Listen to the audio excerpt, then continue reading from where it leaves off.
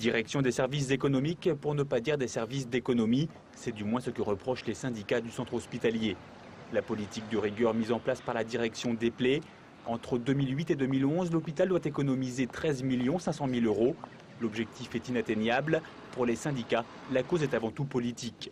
La loi de financement de sécurité sociale qui a été adoptée ne permet pas aux hôpitaux de fonctionner dans de bonnes conditions. Ils ont voté une augmentation du budget des hôpitaux de 2,8%. On sait tous qu'il faut au minimum 3,4 à 3,5%. C'est plus supportable de voir toutes ces attaques qui sont portées contre l'hôpital public et avec toutes les conséquences que ça a, d'une part par rapport au personnel, mais aussi par rapport aux usagers, puisqu'il y a une remise en cause de l'offre de soins dans nos établissements.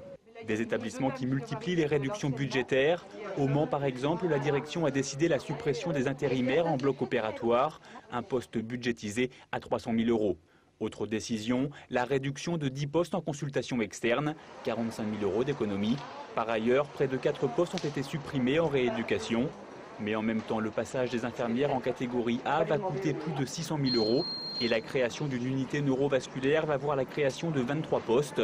Alors pour compenser, d'autres mesures sont à l'étude. Une mesure qui n'est pas du tout acceptée par les salariés, c'est la perte immédiate du jour d'ancienneté, puisque les salariés avaient une journée d'ancienneté au bout de 24 ans travaillés.